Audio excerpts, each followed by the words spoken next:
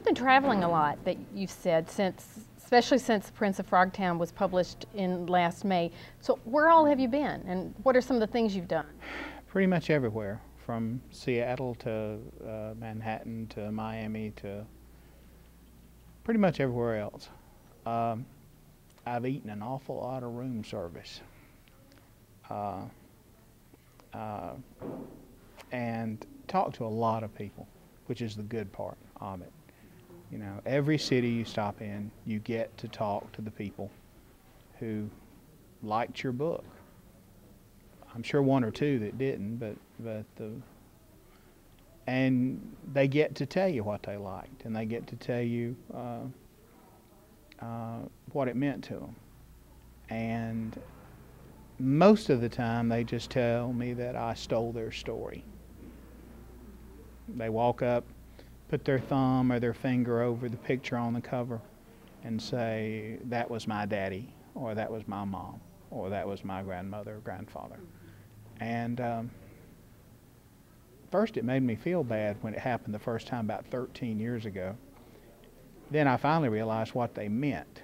They meant that it made them think of their people. Mm-hmm. Has the response to the Prince of Frogtown been noticeably different as compared to maybe response to Shoughton or Ava's Man? Or not noticeably different. I think the people expected a story about fathers and sons. The difference people tell me is that the stuff about my dad is a little bit darker, and a little.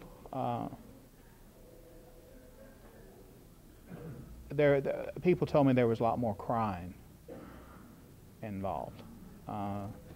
When a daddy fails you, I don't know if it's any different. I wouldn't know. My mother gave me everything, gave me, really did go 18 years without a new dress so that I would get to be here. But I think when a daddy fails you, it cuts you pretty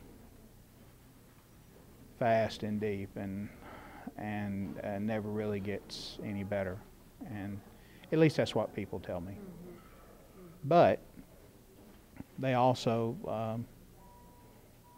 I think they like to see anybody trying to become something that's against their nature. And for me, that was becoming a father. Nothing in my nature or history should have allowed me to become a dad. So the problems and some of the embarrassing problems that you run into, it was heartening to know it happened to a bunch of other people, that a lot of other men had also felt like they failed miserably in the process, but were doing the best they could. When in the book, the tone is so different, in those chapters where you're writing about the woman and the boy. Sure. And all that. I'm wondering, when you were writing that, did you have a different frame of mind entirely? Oh yeah, yeah. I mean, it was. Well, the book came about this way. At first, I just wanted to find. I just wanted to find people to tell me one good story about my dad. And it wasn't any more complicated than that. I knew all the bad stories, or at least I thought I did. Turns out I didn't. But I just wanted somebody to tell me one good story about my dad, and then repeat the process. And I would tell the story of his life, touching on him and my mom later in the book, but mostly tell the story of his life through the eyes of people who had one good story to tell me. And of course, I did find those good stories, but I also found a lot of the darkness and sadness that I knew would be there. So telling it and then ultimately having to, as a writer, having to kill my father off, in a chapter, having to write the story of how actually he killed himself, drank himself to death, was awful. And it was the price you pay for going back and finding those good stories. I guess I could have ended it before we got to that point, but it didn't seem right. So, yeah, it was really hard. It took me a long time to write.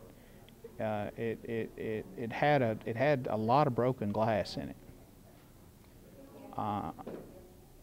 and what happened? The boy, the stories about me becoming a dad were not in the book. They were brackets for the book. I had a long introduction and then a long kind of epilogue about me becoming a dad. And my editor in New York read it and said, "Is there more of this? Because we need a place to breathe. We need a place to breathe." And I thought that that's what I was doing by putting it first and last, but instead we put it between every chapter about my dad. So there'll be a short chapter about me becoming a father, then a long chapter about my dad, a short chapter me becoming one, and a longer chapter about my dad. And I think it did give people a place to breathe and to grin. Although some of those stories are, won't make you think very highly of me as I'm stumbling toward fatherhood. So, yeah, it was.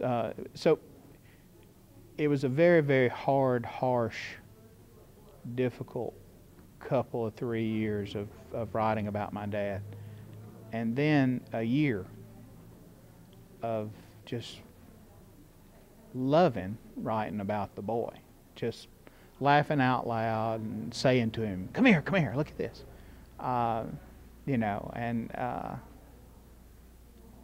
It made it, to me, my experience is different from the reader's. The reader reads it all as it goes. But for me, it was being worn out and sad, but feeling like I had captured my father's life. And then having just this rollicking good time at the back end of it, writing about teaching him how to throw a punch, teaching him how to catch a football, all that. What did he think about that? About reading it as you were writing it? Well, he was utterly uninterested at first. Just utterly uninterested. I would tell him, that this is coming and that he needed to pay, and he was utterly uninterested. And then I just said, here, this is what I've done. And he read it all. I read parts of it to him out loud, forced him to sit still, which is hard with a 10, 11, 12, 13-year-old boy. Forced him to listen to it. And at first, his only concern was that he would not look like a big boy. And he said, people will understand that when all that happened, I was just a little kid, right? He's telling me this when he's 12, 13. I said, yeah, they'll know. And he made me take out one thing, and only one thing, which, of course, I tell everybody every chance I get. But I had written about how he was roughhousing with his grandpa in his grandmother and grandfather's house in Memphis, and he slipped down, and he slid on the carpet and got a carpet burn on his knee.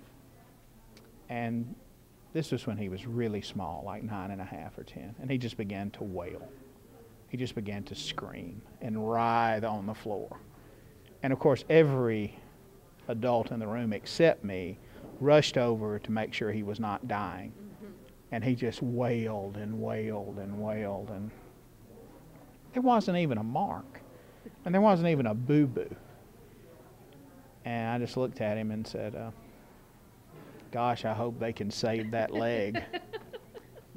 And his mother and grandmother both just, the daggers that they shot at me from the floor where they were caring for their wounded loved one. And he made me take that out. He knew. So that's not too bad for a book.